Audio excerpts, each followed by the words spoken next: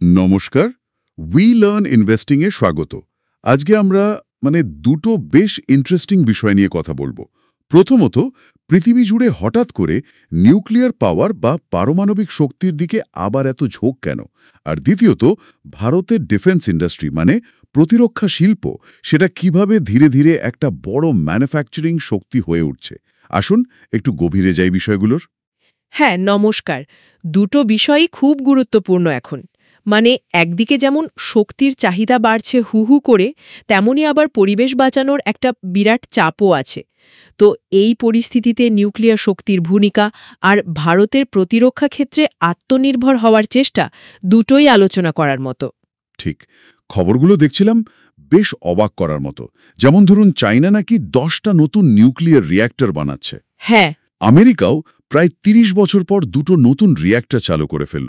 ফ্রান্সও খুব জোর দিচ্ছে। ব্যাপারটা ঠিক কি ঘটছে বলুন তো, একটু খুলে বলা যাক। দেখুন, আসল কারণটা হলো নির্ভরযোগ্য, পরিষ্কার আর নিরবিচ্ছিন্ন বিদ্যুৎ 24 ঘন্টা চাই। সোলার বা উইন্ড এনার্জি ভালো, অবশ্যই ভালো, কিন্তু সমস্যা হলো ওগুলো ইন্টারমিটেন্ট, সবসময় পাওয়া যায় না।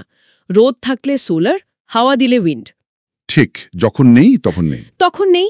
আর অন্যদিকে কয়লা বা তেল দিয়ে বিদ্যুৎ বানালে তো মারাত্মক দূষণ। এখানেই নিউক্লিয়ার শক্তির একটা বড় সুবিধা। এটা কোনো কার্বন ডাই অক্সাইড ছাড়ে না, আর একটানা চলতে পারে দিন রাত। প্রায় 18 মাস পর্যন্ত নাকি নতুন ফিউল ছাড়াই চলে যায়। তাই ক্লাইমেট গোলস পূরণ করা আর নিরবিচ্ছিন্ন বিদ্যুৎ সরবরাহ, এই দুটো চাহিদা মেটাতে দেশগুলো আবার নিউক্লিয়ারের দিকে ঝুঁকছে বলতে পারেন। কিন্তু ওই যে পুরনো ভয়গুলো, চার্নোবিল, ফুকুশিমা, ওগুলোর স্মৃতি তো মানুষের মনে আছে। মনে হচ্ছে কি যে এখনকার এই এনার্জি ক্রাইসিস আর পরিবেশ বাঁচানোর চাপ, এই দুটো মিলে ভয়টাকে একটু পিছনে ঠেলে দিচ্ছে। একদম তাই। ভয়টা যে একেবারে নেই তা নয়, কিন্তু পরিস্থিতি এমন জায়গায় দাঁড়িয়েছে যে অন্য বিকল্প ভাবতেই হচ্ছে। আর এখন তো আবার নতুন প্রযুক্তির কথাও খুব শোনা যাচ্ছে, স্মল মডুলার রিয়্যাক্টরস বা এসএমআরস। এসএমআরস, সেটা কি রকম? এগুলো আকারে বেশ ছোট, ধরুন 300 মেগাওয়াটের, কম ক্ষমতার। সুবিধা হলো এগুলো কারখানাতেই তৈরি করে সোজা সাইটে বসিয়ে দেওয়া যাবে। খরচও নাকি তুলনামূলকভাবে কম আর বেশি নিরাপদ বলেও দাবি করা হচ্ছে। মাইক্রোসফট, গুগলের মতো বড় টেক জায়ান্টস ভাবছে তাদের বিশাল ডেটা সেন্টার চালাবে এগুলো দিয়ে। ওহ, ইন্টারেস্টিং।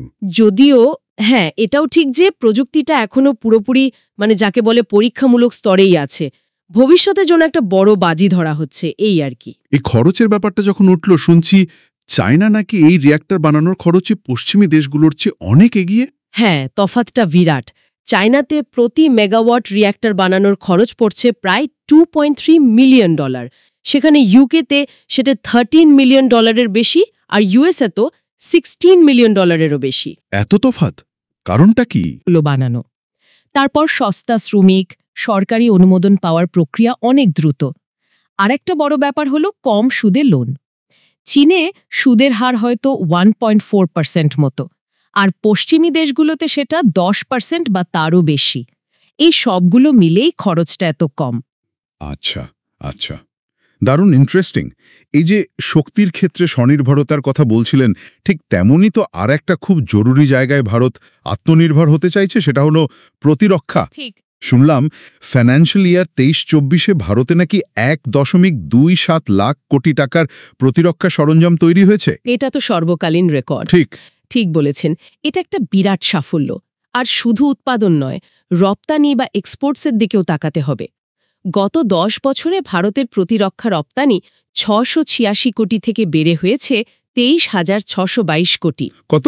23,000 কোটি টাকার বেশি, প্রায় 34 গুণ বৃদ্ধি। হ্যাঁ, 34 গুণ। হ্যাঁ, এটা একটা বিরাট পরিবর্তন। আগে তো ভারত প্রায় 70% প্রতিরক্ষা সরঞ্জাম বিদেশ থেকে কিনত। এখন সেই ছবিটা কিন্তু দ্রুত পাল্টাচ্ছে। তার মানে এখন দেশেই বেশি তৈরি হচ্ছে। সেই লক্ষ্যেই এগোনো হচ্ছে। গত বছর যেমন মিনিস্ট্রি অফ ডিফেন্স প্রায় 92% কন্ট্রাক্ট ভারতীয় সংস্থাগুলোকেই দিয়েছে। এটাই হলো স্ট্র্যাটেজিক অটোনমি বা কৌশলগত স্বনির্ভরতার দিকে ভারতের জোরদার পদক্ষেপ।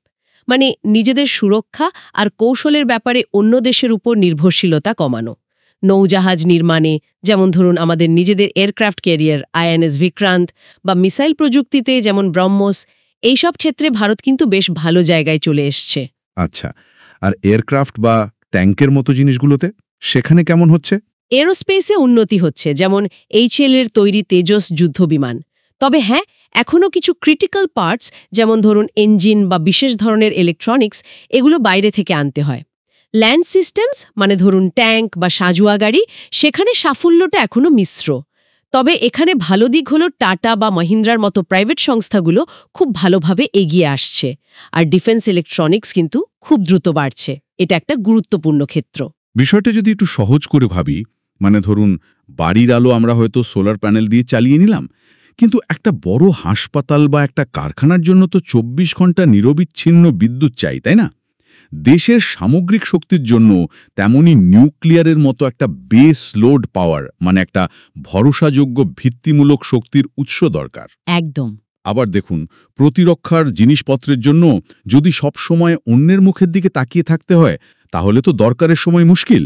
অন্যের ভরসায় তো আর দেশ চলে না। নিজেদের দেশের তৈরি জিনিস ব্যবহার করার মধ্যে একটা অন্যরকম ভরসা থাকে, একটা গর্বও থাকে। উই লার্ন ইনভেস্টিং এর মাধ্যমে আমরা এই বড় পরিবর্তনগুলোই একটু বোঝার চেষ্টা করি। হ্যাঁ, আর প্রকিউরমেন্ট বা সরঞ্জাম কেনার যে প্রক্রিয়া, সেটাকেও আরও স্বচ্ছ আর দ্রুত করার চেষ্টা চলছে। এটাও একটা বড় চ্যালেঞ্জ। নিউক্লিয়ার শক্তি আবার খুব প্রাসঙ্গিক হয়ে উঠছে। আর SMR এর মতো নতুন প্রযুক্তি ভবিষ্যতে হয়তো একটা বড় ভূমিকা নিতে পারে। ঠিক। আর 2, ভারত তার প্রতিরক্ষা শিল্পে আত্মনির্ভর হওয়ার পথে জোর কদমে এগোচ্ছে। উৎপাদন বাড়ছে, রপ্তানি বাড়ছে লাফিয়ে লাফিয়ে। যদিও রিসার্চ অ্যান্ড ডেভেলপমেন্ট বা R&D আর প্রকিউরমেন্ট প্রক্রিয়া উন্নত করার মতো কিছু চ্যালেঞ্জও এখনও সামনে আছে। হ্যাঁ, চ্যালেঞ্জগুলো রয়েছে।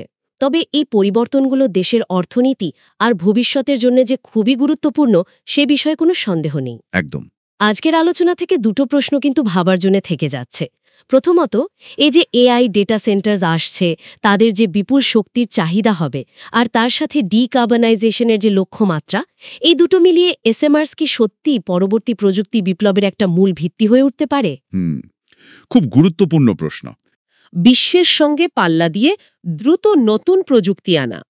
ভারত কিভাবে এই রিসার্চ অ্যান্ড ডেভেলপমেন্ট R&Dর ঘাটতিটা পূরণ করবে আর নিজেদের প্রযুক্তিকে বিশ্বমানের করে তুলবে, এটাও একটা বড় প্রশ্ন। অবশ্যই। এই প্রশ্নগুলো নিয়েই না হয় আমরা ভাবব। আজকের মতো তাহলে এখানেই শেষ করি।